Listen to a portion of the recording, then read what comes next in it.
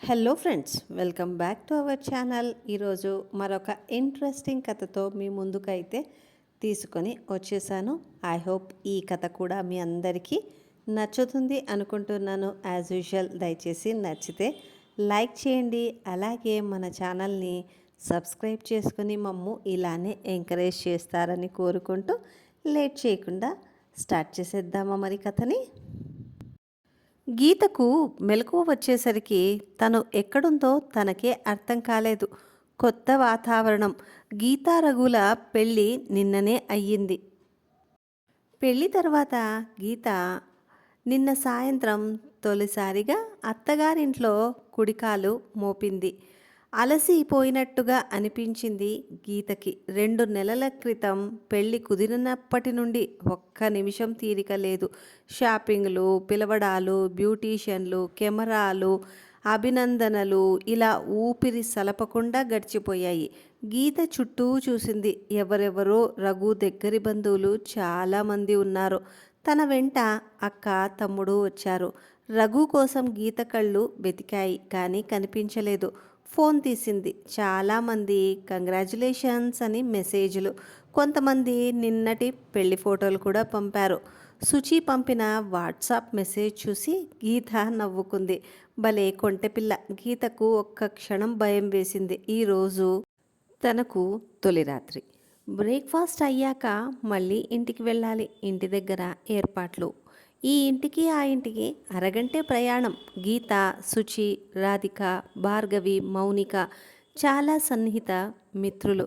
భార్గవి, మౌనిలకు 4 ఏళ్ల కిందనే పెళ్ళైపోయింది. రహస్యాలు లేని స్నేహం. అందరూ చదువులో చురుకైన వాళ్లే, ఆర్థికంగా ఒక మోస్తారుగా ఉన్నవాళ్లే. గీత పెళ్లి కుదిరి 2 నెలలయ్యింది. యూకేలో ఉండే రఘు 10 రోజుల క్రితమే వచ్చాడు. ఇంకో 10 రోజుల్లో వెళ్తాడు. తనకు పెళ్లి చూపులు కూడా కాలేదు, ఫోటోలు మాత్రమే మారాయి. ఒకరోజు రఘు ఫోన్ చేసి, మీకు ఇష్టమేనా అని అడిగాడు. మీ విషయం చెప్పండి అన్నది గీత. ఒక నిమిషం మౌనం. నాకేమీ అభ్యంతరం లేదు అన్నాడు. నాకు కూడా అన్నది గీత. తర్వాత రఘు ఒక 5-6 నిమిషాలు తన ఉద్యోగం గురించి చెప్పాడు. పెళ్ళయ్యాక గీత యూకే రావడానికి ఫార్మాలిటీస్ ఒక నెల పడుతుంది అన్నాడు. ఆ 5 నిమిషాల సంభాషణలనే గీత అటు తిప్పి ఇటు తిప్పి ఎన్నిసార్లు విశ్లేషించుకుందో, అతని గురించి తెలుసుకోవడానికి ఎంత తరిచి తరిచి చూసిందో గీత. ఇంట్లో మాత్రం అందరికీ సంతోషం. గీతకు భరోసా ఇచ్చింది మాత్రం యూకేలోనే ఉండే తన కజిన్. తను రఘు గురించి వాకపు చేసి, అంతా ఓకే, నిశ్చితంగా ఉండు అన్నది. ఆ రోజు నుంచి గీత మనసు కుదుటపడి పెళ్లి పనుల్లో మనస్ఫూర్తిగా పాల్గొన్నది. ఇంకా కొద్దిసేపు పడుకుంటే బావుండు అనిపించింది గీతకు. కానీ బాగోదరి లేచింది. రఘు నవ్వుతూ పలకరించాడు. Good morning. బాగా నిద్రపట్టిందా? చిరునవ్వుతో పట్టింది అన్నట్టుగా తలూపింది గీత. రఘు బ్రష్ పేస్టు ఇచ్చి రఘు అందరితో సరదాగా మాట్లాడుతూనే ఒక కన్ను మాత్రం గీత వైపు వేసి ఉన్నాడు. ఏమైనా కావాలన్నా, ఇబ్బంది ఉన్నా చెప్పమని ఇప్పటికే 2-3 సార్లు చెప్పాడు. అందరి కళ్ళు తననే చూస్తున్నట్టుగా గీత భావించింది. కొత్తైనా ఏమీ ఇబ్బందిగా అనిపించలేదు. భోజనాలయ్యాక గీత వాళ్ళింటికి బయలుదేరారు. రఘు కొత్త లేకుండా అందరితో మాట్లాడుతున్నాడు. సాయంత్రం అవుతున్న కొద్దీ గీతలో గుబులు మొదలైంది. గీత స్వతహాగా తెలివైందే, ధైర్యవంతురాలే, కానీ ఏదో తెలియని బెరుకు. మౌనికతో మాట్లాడింది. గీతు పుస్తకాలలో చదివిన, సినిమాల్లో చూసి అంతా అద్భుతం అనుకోకు, కొంత టైం పడుతుంది, ఓపిగ్గా ఉండు సరేనా అంది. భయంగా ఉందే. గీత గొణిగింది. అవును ఉంటుంది, కానీ తప్పదు. ఓ 4 రోజులు అయితే అన్నీ అవే సర్దుకుంటాయి. కూల్గా ఉండు. నీ ఊహల్ని 2 రోజులు దాచుకో. ఈ మగాళ్ళు భలే చిత్రం. మనం ఏమనుకుంటే మొద్దులా ఉన్నావు అంటారు. మనం కొద్దిగా చొరవ చూపితే నీకు ఎలా తెలుసు అని అనుకుంటారు. ఎందుకొచ్చిన గొడవ? అతను అర్థమయ్యే వరకు కొంచెం అమాయకంగా ఉండు. మౌనిక హితబోధ చేసింది. గీతకు అర్థమైంది. భార్గవి కాల్ చేసింది. గీత హాయిగా ఉండు, కాకుంటే నాదొక సలహా అన్నది. తనే మళ్ళీ చెప్పుకొచ్చింది. నాకు మొదటి వారం రోజులు అర్థం కాలే. ఒక నెల మంచిగా ఉండేసరికి నెల తప్పింది వికారం. డాక్టర్లు తర్వాత పిల్ల పాలు పట్టడం, డైపర్లు మార్చడం, నిద్రపుచ్చడం, మధ్యలో ఏ రాత్రోనో కలయిక. మళ్ళీ నెల తప్పింది. ఇద్దరు పిల్లలతో సరిగ్గా ఏకాంతం అనుభవించింది లేదు. కాబట్టి నీకు నేను చెప్పేది ఏంటంటే, ఒక 2 ఏళ్ళు పిల్లలను కనకు, హాయిగా ఉండు. రఘుకు చెప్పు స్వానుభవం, ఆ తర్వాత నీ ఇష్టం అన్నది. గీతకు సాయంత్రం బహుభారంగా గడిచింది. తన అక్క, రఘు వాళ్ళ చెల్లి కలిసి తయారు చేశారు. తన గదిలోకి వెళ్ళలేదు, కానీ సిద్ధం చేసినట్టున్నారు. రఘు బావుమర్దితోనూ మామతోనూ కులాసాగా కబుర్లు చెబుతున్నాడు. మంచి మాటకారి, శ్రద్ధగా వింటున్నాడు, సరదాగా మాట్లాడుతున్నాడు. నాకేనా టెన్షన్, ఇతనికి ఏం లేదే అనుకుంది గీత. లేక అతను కూడా టెన్షన్ పడుతున్నాడా ఏమో, ఎలా తెలుస్తుంది? డిన్నర్ అయ్యేసరికి రాత్రి 9 అయింది. సినిమాలో లాగా గది వరకు సాగనంపడానికి గీత ఒప్పుకోలేదు. పాల గ్లాస్ తీసుకుని తనే గదిలోకి వెళ్ళింది. రఘు నవ్వుతున్నాడు. గీత మనిషి చల్లగా అయ్యింది. మానసికంగా ఎంత ప్రిపేర్ అయినా భయం వీడడం లేదు. రఘు గీత చేతులు పట్టుకున్నాడు. కూర్చో అన్నాడు. ఒక 2 నిమిషాలు ఎవరూ మాట్లాడలేదు. పాలు చెల్లారుతున్నాయి తను అన్నాడు. గీత కొద్దిగా సర్దుకుంది. రఘు వైపు చూస్తూ తాగండి అన్నది. మొత్తానికి ఇద్దరూ కలిసి పాలు తాగేశారు. రఘు చిన్నగా అడుగుతున్నాడు గీత గురించి. బాల్యం, స్కూల్, ఫ్రెండ్స్, కాలేజ్, సరదాలు, ఇష్టాలు, నచ్చేవి, నచ్చనివి. టైం చూస్తే 2 అయింది. గీత ఒక్కోసారి అన్యమనస్కంగా, ఇంకోసారి ఉత్సాహంగా చెప్పింది. మొత్తం తనే మాట్లాడుతున్నట్టు గీత గ్రహించింది. కానీ లోపల గీత మరేదో కోరుకుంటోంది. ఈ మనిషి తనను తాకడేమి, కౌగిల్లోకి తీసుకోడేమి. 26 ఏళ్ల పర్వం గీతను సతాయిస్తోంది. గుండె బరువెక్కినట్టుంది. పురుషుని సన్నిధి, ఏకాంతం, కోరికలు రేపుతుంటే అతను పిలవడు. తను వెళ్ళాలంటే పెరుకు. ఎప్పుడు నిద్ర పట్టిందో తెలీదు. లేచేసరికి రఘు సోఫాలోనే నిద్రపోతున్నాడు. లేపి మంచం మీద పడుకో అని చెప్పింది. రఘు నిద్రలోనే వెళ్ళి పడుకున్నాడు. అద్దం ముందు నిలబడి చూసుకుంటే నలగని వాడని పూలు, చెక్కు చెదరని జుట్టు, నలగని పక్క. బయటకు వెళ్తే అందరూ ఎలా చూస్తారో, ఏమి ఊహిస్తారో అనుకుంది. జడలోంచి పూలును లాగి నలిపి బుట్టలో వేసింది. కొద్దిగా జుట్టు చెరుపుకొని తలుపు తీసి బయటకొచ్చింది. నిద్ర సరిపోక కళ్ళు ఎర్రభరాయేమో. అందరూ తృప్తి పడ్డట్టే కనిపించారు గీతకు. బ్రష్ చేసుకుని టీ తాగి కూర్చుంటే శుచి వాట్సాప్ చేసింది. గీతకు నిస్సత్తువగా ఉంది. రఘు వచ్చాడు. గీత రెడీ అవ్వు, అలా బయటికి వెళ్ళి వద్దాం అన్నాడు. గీత సరే అన్నట్టు లేచింది. రఘు, గీత కారులో బయటకొచ్చారు. ఎక్కడికి వెళ్తున్నాం అని గీత అడగలేదు. ఆలోచనలో మునిగిపోయింది. రఘు తనని ఎందుకు దగ్గరికి తీసుకోలేదు? స్నేహితురాళ్ల మధ్య ఈ చర్చలు బాగానే వచ్చేవి. పెళ్లిలో అలసిపోయి ఉన్నాడా? తను ఇంకెవరినైనా ప్రేమించి పెద్దవాళ్ల మాట కాదనలేక తాళి కట్టాడా? ఏదైనా భయం ఉందా? రఘు కారు ఆపి పిలుస్తుంటే ఆలోచనల్లోంచి బయటికి వచ్చింది గీత. రఘు తనని తను చదువుకున్న బడి దగ్గరికి తీసుకొచ్చాడు. తన స్కూల్, తన చిన్నప్పటి జ్ఞాపనం. ఎన్ని మధుర స్మృతులో. స్కూల్ రోజుల నుంచి కలిసిమెలిసి ఉన్న శుచి, భార్గవి, మౌనిక, రఘు, గీత స్కూల్లోకి వెళ్ళారు. అప్పుడు తనకు చదివి చెప్పిన టీచర్ల దగ్గరికి వెళ్ళి ఆప్యాయంగా పలకరించింది గీత. తను కూర్చున్న క్లాస్ రూములు, బెంచీలు ఆనందంగా చూపించింది రఘుకి. రఘు స్టాఫ్ అందరికీ స్వీట్లు, టీలు తెప్పించాడు. గీత ఆశ్చర్యపోయేటట్లు ఒక 10,000 రూపాయల చెక్ హెడ్ మాస్టర్కి ఇచ్చాడు. పిల్లలకు ఏవైనా ఆట వస్తువులు తెప్పించండి అని. గీత మనసు ఆనందంతో నిండిపోయింది. ఎంత బాగుండేది స్కూల్ జీవితం. పాఠశాల నుంచి కళాశాలకు మారిన తమ మధ్య స్నేహం చెక్కు చెదరలేదు. ఎన్ని ఆటలు, ఎన్ని పాటలు, ఎన్ని సాంస్కృతిక కార్యక్రమాలు, ఎంత ఆరోగ్యకరమైన పోటీ. తనకు తాను చదువుకున్న స్కూలు ఒకసారైనా చూడాలని ఎందుకు అనిపించలేదు? రఘు ఎంత బాగా ఆలోచించి ఇక్కడికి తీసుకువచ్చాడు. థ్యాంక్ యూ రఘు అన్నది మనస్ఫూర్తిగా. అప్పుడే మనం నువ్వు చదువుకున్న కాలేజ్ దగ్గరికి వచ్చాం, దిగు అన్నాడు. గీత ఆగకుండా మాట్లాడుతుంది. తాము చేసిన ప్రాంక్స్, చిన్న చిన్న కొంటె పనులు, లెక్చరర్లు మెచ్చుకున్నవి, తిట్టినవి. తమ ఫ్రెండ్స్ అందరూ కలిసి ఎప్పుడూ వెళ్ళే క్యాంటీన్కి వెళ్ళారు. సమోసాలు తింటూ, టీ తాగుతూ. మళ్ళీ 7-8 ఏళ్ల వెనక్కి వెళ్ళింది గీత. గీతకు రఘు చాలా ఇష్టం అవుతున్నాడు. చెప్పింది శ్రద్ధగా వింటున్నాడు. నచ్చింది మళ్ళీ మళ్ళీ అడుగుతున్నాడు. ప్రతి విషయం గుర్తుపెట్టుకుంటున్నాడు. చాలాసేపు అక్కడే తిరిగారు. గీత వాగ్ధాటి పుణ్యమా అని శుచి, భార్గవి, రాధిక, మౌనిక, రఘుకు అప్పుడే బాగా పరిచయం అయ్యారు. అప్పుడే శుచి ఫోన్ చేసింది. ఎక్కడున్నావు? గీత, నేను మీ ఇంటికి వద్దామనుకుంటున్నా అని. నేను రఘు మన కాలేజ్ దగ్గర ఉన్నామే, ఇప్పుడే బయలుదేరుతున్నాము, గీత చెప్పింది. ఒక్క నిమిషం మాట్లాడవచ్చా? రఘు అడిగాడు. గీత ఫోన్ ఇవ్వబోతే డ్రైవింగ్లో ఉన్నా కదా, స్పీకర్ ఆన్ చెయ్యి అన్నాడు. నమస్తే సుచిత్ర గారు, రఘు పలకరించాడు. నమస్తే అండి, కానీ గారు తీసేయండి సుచిత్ర చాలు, శుచి సమాధానం ఇచ్చింది. సరే కానీ గీత 5 మాటలు మాట్లాడితే అందులో ఒక్కటన్నా మీదుంటుంది అన్నాడు రఘు. మరి ఈర్ష్యగా ఉందా మీకు? శుచి అడిగింది. కొంచెం అన్నాడు. సుచిత్ర హాయిగా పెద్దగా నవ్వింది. మీ ఇంటికి వస్తున్నాం, టీ తాగి వెళ్తాము, రఘు చెప్పాడు. గీత దారి చూపిస్తుంటే ఒక అరగంటలో శుచి ఇంటికి వెళ్ళారు. శుచి గేటు బయటే ఉండి సాదరంగా ఆహ్వానించింది. రఘు శుచి వాళ్ళ నాన్నతో మాట్లాడుతుంటే స్నేహితురాళ్ళిద్దరూ శుచి గదిలోకి వెళ్ళారు. గీత ఆనందంగా ఉంది.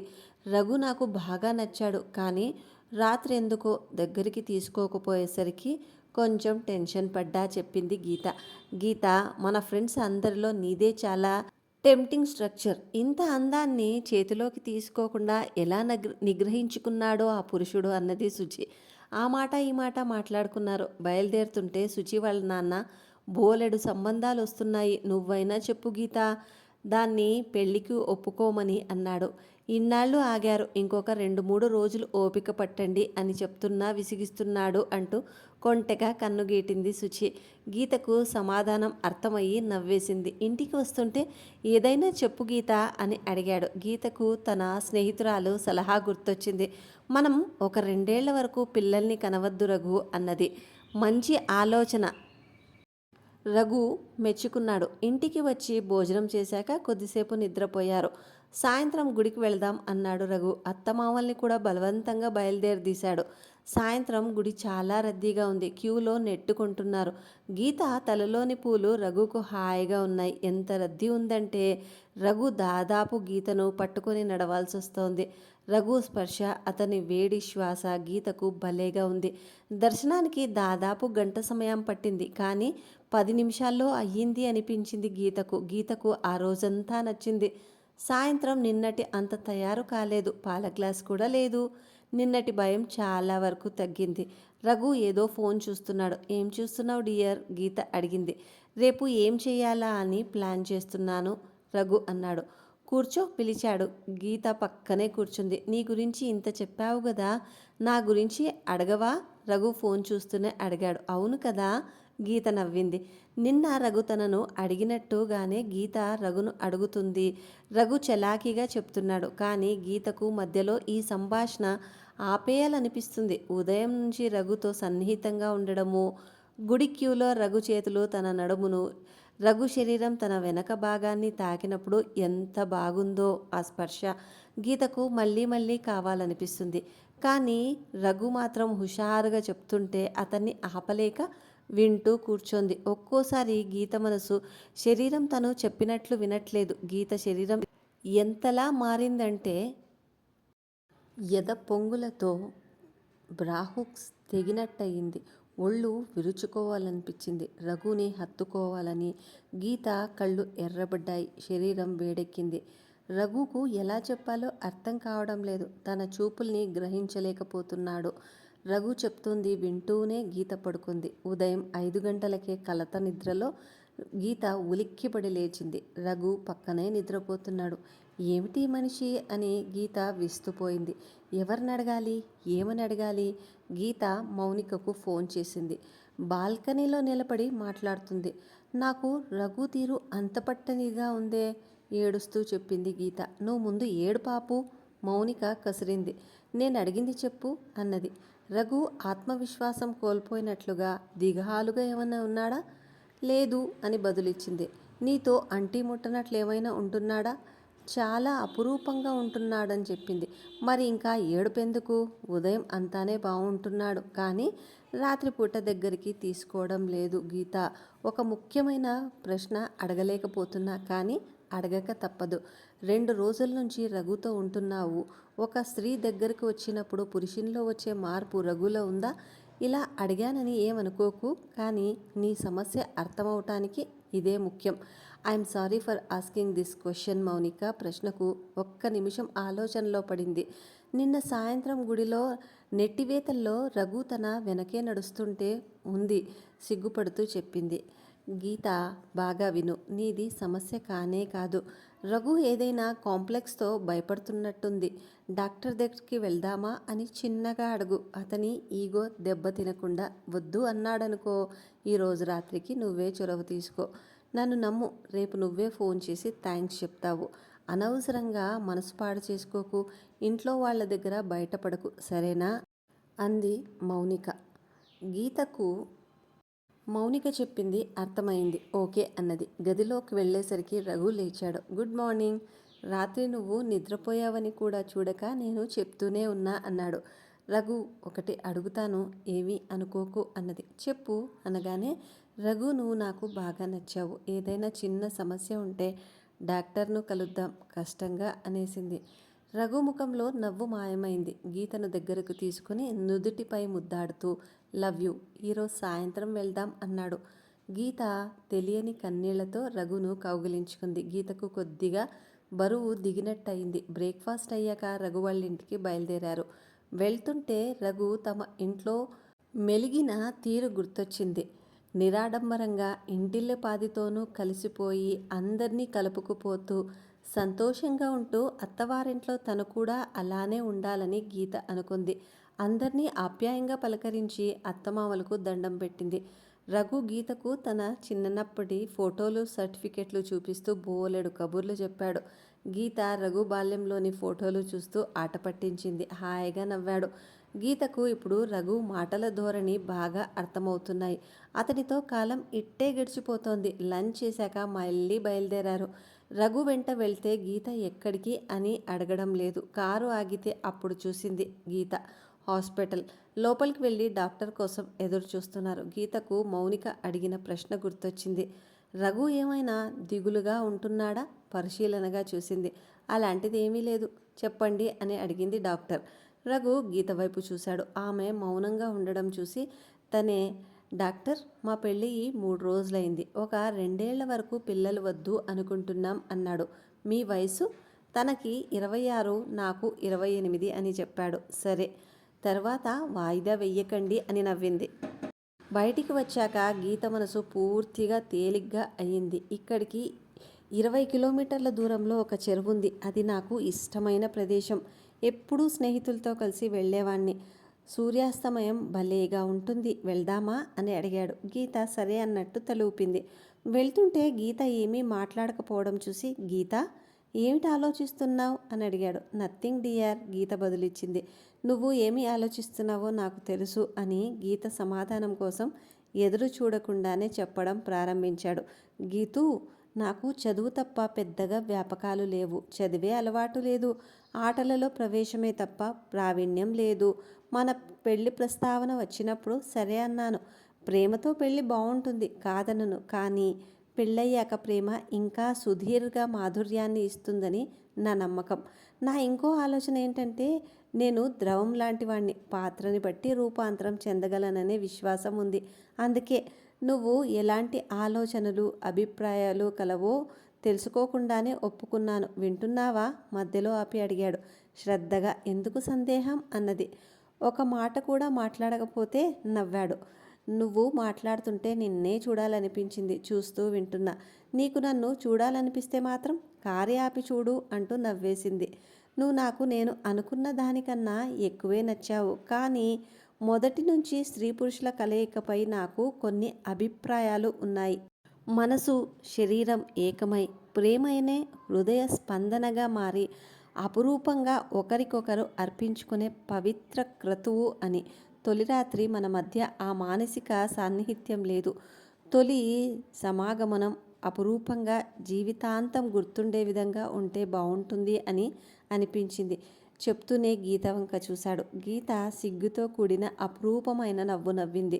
సిగ్గు బుగ్గల్లో పూర్తిగాను, కళ్ళల్లో లీలగా కనిపిస్తున్నాయి. అందుకే నీ గురించి వింటూ నా గురించి చెప్తూ నీతో మానసిక సాన్నిహిత్యం యత్నించాను. ఇంకా ఎంతసేపు పడుతుంది చెరువు చేరడానికి? ఇంకో 10 నిమిషాలు. రోడ్ బాగాలేదు గమనించావా? నేను నిన్ను తప్ప దేన్ని గమనించడం లేదు. ఒకసారి కారు ఆపు అడిగింది. రఘు కారు ఆపగానే ఒక బుగ్గ మీద మెత్తగా మరో బుగ్గ మీద గట్టిగా ముద్దిచ్చింది. ఇక పోనీ కానీ చెప్పడం కూడా ఆపకు అంది. ఏం చెప్పాలి? ఏదో ఒకటి నువ్వు చెప్తుంటే ఆసక్తిగా వినాలనిపిస్తుంది. ఒకసారి లండన్లో ఒక స్వామీజీ ఉపన్యాసం విన్నాను. అందులో 2 విషయాలు నాకు బాగా గుర్తుకు వస్తుంటాయి. అందులో ఒకటి సంతోషం గురించి.